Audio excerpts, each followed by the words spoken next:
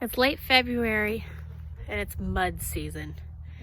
This is that time of year where everything is brown and cold and muddy and you're just wanting warm weather, green grass, and the ground to not be so sloppy. It's hard on the livestock and it's hard on the humans too. But with mud season comes the time of planting your garden and the promise of things to come. Let's go plant that garden. All right, so what are we going to plant in our garden this year? First off, I'd like to say that as far as gardening goes, we don't just have one season to garden. You can garden in the spring and have a spring garden. Then you can transition into a summer garden. Then you also have the ability in most places to transition into a fall garden. So you can actually get 3 different crops off of one garden bed. So what I want to talk about to start off with is our spring garden, the things we're going to be planting in the spring. Now we are in zone 5B. Some people say 6A, 5B. I come to find that in my area of Indiana, we really seem to have more of tendencies of zone 5B. Our last frost date is usually right around May 15th. So I always plan that I can put plants into the garden, frost tender plants into the garden after Mother's Day. That's always a good rule of thumb for us here.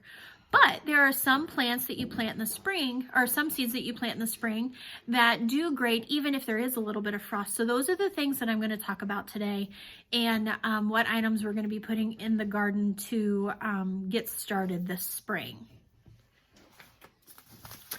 First off, we're going to talk about lettuces. Lettuces do really well here in the spring. I always get a nice big crop of lettuce.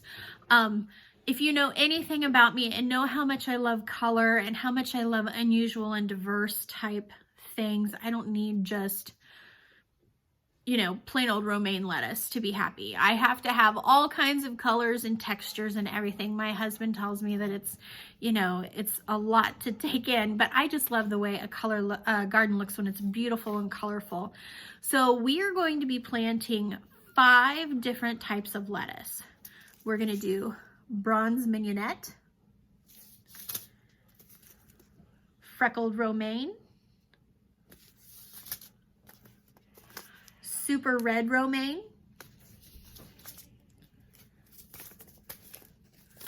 Lola Rosa leaf lettuce, and then my old faithful, and actually this is such an old seed packet, but is the lettuce that does the best for me time and time again, is called black seeded Simpson, if you can see it there. And I absolutely love black seeded Simpson. It's just such a really good lettuce, but I like to have a lettuce blend that is multiple different kinds of lettuce.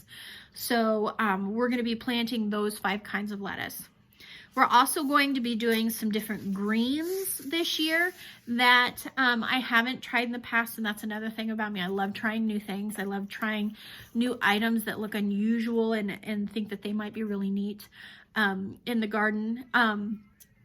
So we're going to do a purple lady bok choy, which I'm super excited about. I tried them last fall. And I don't think I got them in the garden soon enough. I think they would have done better had I gotten them into my garden a little bit sooner. So that's something I'm going to learn this year, is to get them out at an earlier date so that I have a fall crop of bok choy as well. So we're going to plant bok choy in the spring and fall. We're also going to do a tatsoi mustard, which is a super green. It's kind of new, up and coming. It's loaded with vitamins and antioxidants. Then we're also going to do 3 types of kale. We're going to do scarlet kale, blue curled Scotch kale, and red Russian, or sometimes it's called ragged Jack kale. I love cooking kale and eggs in the morning. And kale's also really good in smoothies and put in salads as well. So we're going to be doing some spring kale and hopefully get the kale to grow all year. We have a lot of trouble in this area with cabbage loopers, which are the cute little white moths that fly all over the yard. They love anything from the cabbage family. So anything that's a brassica, so broccoli, cabbage, asparagus, or not asparagus, Brussels sprouts, kales, all those types of things. And I fight with them every year because I really try to grow organically. So we'll see how it goes this year with growing this stuff. I may end up having to put a bunch of nets over things to keep the cabbage loopers at bay and don't let the cabbage worms just like completely decimate my brassica crops. I think I'm going to go ahead and try Brussels sprouts again this year. I know I tried them not last year, but the year before, so 2018, and they just got totally eaten by cabbage worms. So like I said, we're going to put some new things into action this year to keep the cabbage moths away. Then we're also going to be doing some cabbage. I think I have the seeds here. Okay, there we go. We are going to do a red acre cabbage, a Danish ball head cabbage, and then I also got a free sample from Baker Creek Heirloom Seeds. It's called rareseeds.com. When you buy from them and you purchase so many seeds, they'll send you a free packet of some sort of seed. And this is called a Brunswick cabbage. It doesn't show an image on there. It just says the name. You get just like a cool little photo of a thank you packet of seeds from them. But I think that's fun. It gives you a chance to try something new that you've not tried before. So those are my cabbage seeds. Another thing that is really, really great to grow in the spring are peas. Peas love a frost and a light snow even, and the cooler the weather, the better the peas taste. If the weather gets too hot, your peas almost become bitter. They're not sweet anymore. So we are going to grow a couple types of peas. My absolute favorite pea is the golden sweet pea. They taste amazing. They're the sweetest pea that I've ever grown, and they have such a great flavor. And actually, you can grow peas spring and fall. However, I found that these don't have as good a taste in fall, and I think it's because they have to germinate in the summer when the weather's hot, and they aren't nearly as sweet in the fall as they are the spring. So we're going to plant these in the spring. We're also going to do a sugar magnolia tendril pea. And of course I want to grow this one because it's a purple pea with fancy tendrils, and because it looks unusual and colorful, I have to grow it. And then the last one we're going to do is, this is French, so bear with me, Caroube de Mausain pea. Sorry for butchering that. And I haven't tried these peas before, so I'm excited to try these. They're supposed to be really, really large pea pods, 5 to 6 inches in length. So I'm kind of excited about that. No one else in my family likes peas, but I find peas are a great in the garden snack. So while I'm out there doing things in the garden, I just sit and snack on pea pods. I usually pick them early when the pods aren't tough yet. And they just make a great snack for in the garden. Back to greens. Another green that we're going to grow is called Ford Hook Swiss Chard.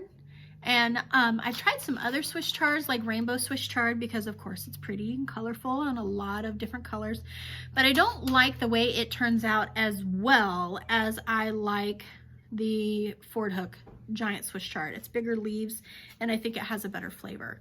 So that's the only one that we're going to grow of that this year. Now, the next thing that we're going to grow are radishes.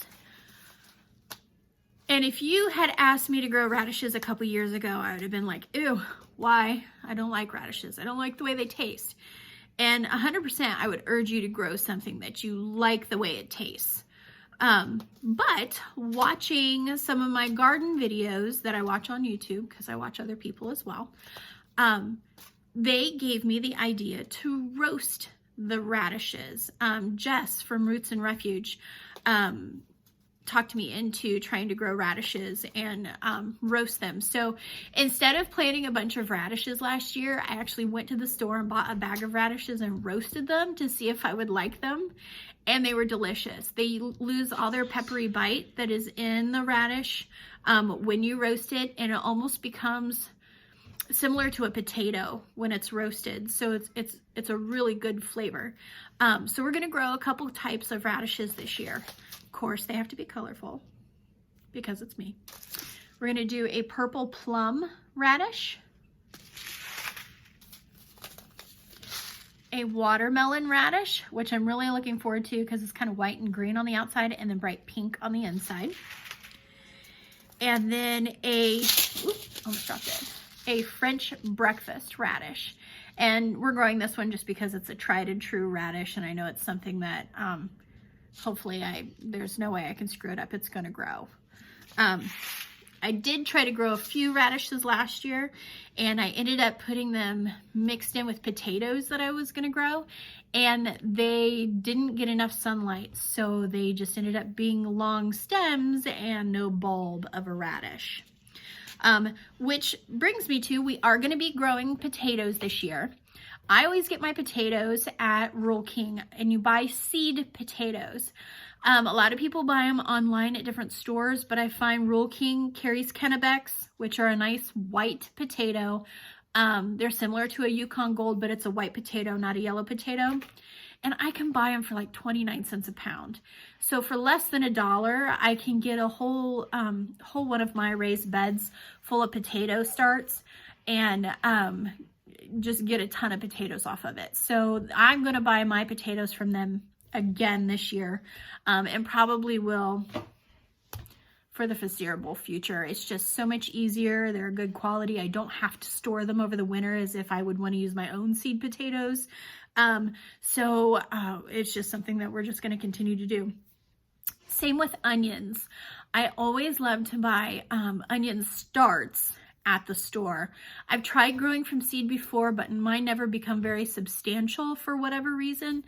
And when I move them out to the garden, they usually die. So I buy onion starts at the store, not sets, not the ones that look like little dried onions, but the actual starts that look like bundles of small green onions.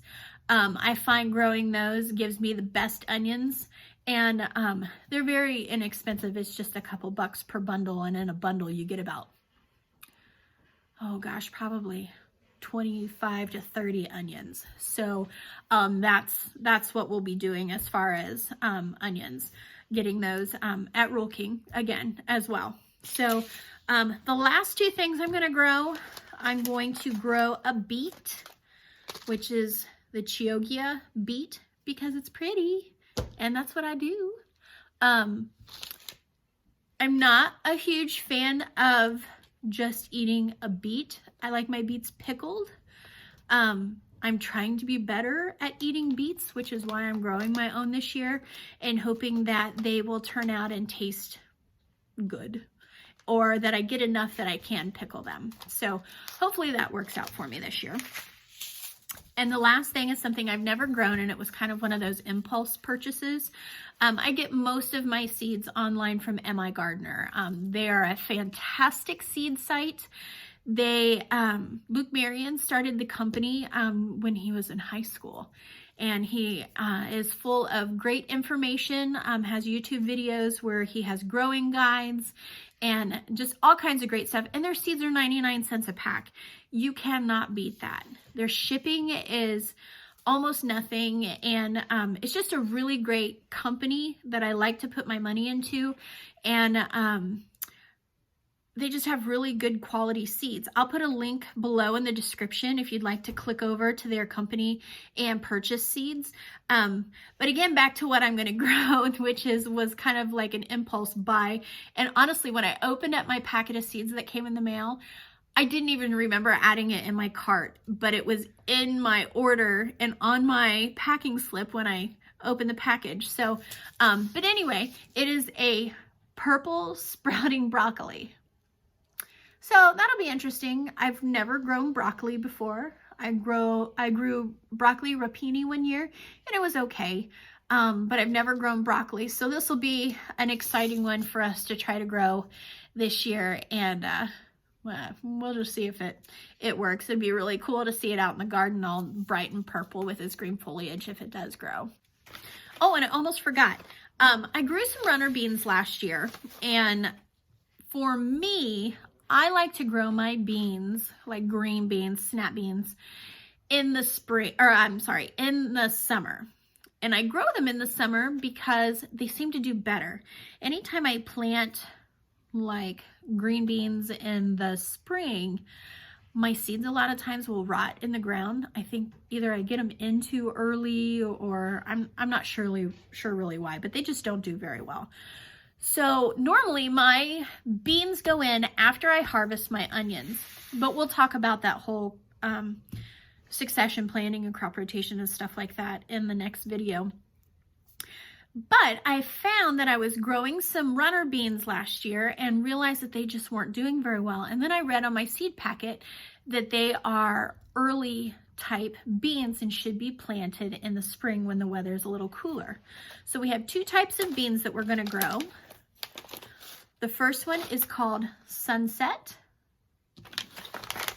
And the second one is the Painted Lady. Now I grew Painted Lady last year, and it was the one that just didn't do as well as I thought it would, and found out that the packet says that it should be planted early in the year directly after last frost date. So again, we're going to plant this in the spring, but right after the last frost date, where a lot of this other stuff we can go in like a few weeks before and get a head start on that.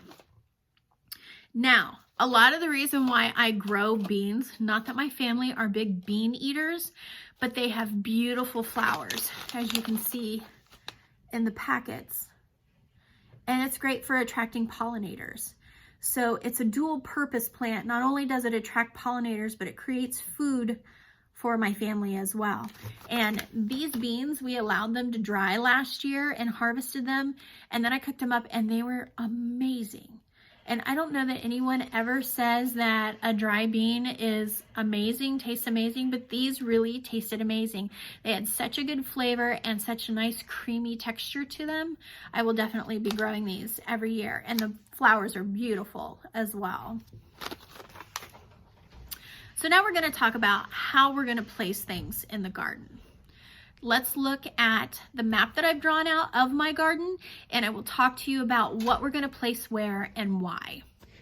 So here's a rough layout of our garden as it is set up out there right now. We have two 10 by 4 foot beds, 1, 2 on the east side of the garden, and then 2 more on the west side of the garden. The garden slopes to the west. So at this time of year for spring, these beds stay wetter than these 2 beds here. These are beds that are directly on the ground. And I want to say the side of the bed is 6 inches high. So for spring, I won't plant anything in this bed over here. I'm going to let that have more time to dry out, because especially here in Indiana, we've had a lot of springs that start out really, really wet. So on this side, I'm going to have lettuce and onions planted intermittently in this bed here, cabbage, and then kale, and then kale. I'm going to leave the rest of this bed open here because I'm going to have ground cherries that were seeds that were dropped last year. They're going to be coming up this year, and I'm going to let them reseed themselves and grow in this area. I have some round beds that are like half barrels. 1, 2, 3, 4, 5, and 6. I forgot to write something on this one. It's going to be cabbage. Actually, it's probably going to be broccoli. That's probably going to be a better choice for there. That pretty purple broccoli that I bought. But anyway, these are half barrel containers that are perfect for growing 1 head of cabbage or 2 Swiss chard plants or 4 bok choy plants. So that's what we're going to be growing in those. The best part about it is once the cabbage is harvested or the bok choys have been harvested, I can pull those out and then put tomato plants in there afterwards. So that's really good rotational planting, is being able to remove one crop after it's finished and then put in another for later on in the year. Now these arches here are my arch trellises. They're just cattle panel trellises, and I love it because I can grow my runner beans up the trellis.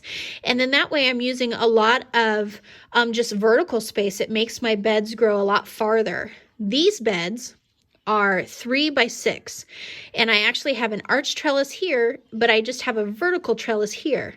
These vertical trellises are fantastic for peas, cucumbers, runner beans, things of that nature. So I always plant my peas there in the spring, and then I plant my cucumbers there after the peas are finished. I'm putting my potatoes in these beds this year, and I prefer my potatoes in some of my deeper beds. These beds are, I think they're 18 inches deep. And I prefer them in these types of beds because it's a whole lot easier to get them up and out of the ground, and they don't ever get too wet. These drain really well, so I don't have to worry about having my potatoes rot in the ground if we do have an extra wet spring. These blue rings here are my fire rings. They're a 3-foot fire ring or 36-inch fire ring. And again, those are as well fantastic for rotational crops. We will start with radishes and onions in 2 of the beds. Over here, we're going to do lettuce and onions. And you'll find that you can pop onions in kind of any spare spot that you have. So once the radishes are finished growing, then I can put a tomato plant in there, and those onions will keep growing because it'll take a while for the tomato to take over the round bed. And like I said, again, it gives you a lot more chance to grow more things and produce more on less space. I have an herb garden over here that grows perennial. So I have mint, thyme, and oregano that I grow here, and it's the same thing year after year, and it's perfect. It keeps the invasive herbs contained in this round bed, and then they just keep coming back year after year. This square bed is one that I had a lot of trouble with last year. It filled up with a lot of weeds. It originated as a strawberry bed. But like I said, the weeds kind of took over. So now it is bee balm and dill in 2 places, and I'm not sure, but I'm going to put another herb here, probably something, I don't know, something like either more bee balm or maybe try to get another good herb to grow in there as well. Now again, this is just the spring garden. As the summer comes and these plants are harvested for their crops, we'll go in, remove these plants, and then plant in the next items. So peppers will be coming, tomatoes will be coming, green beans will be coming, just all kinds of different things that are warm weather, sun-loving crops. A lot of times when you're planting a garden, you have to take into account where your shade is.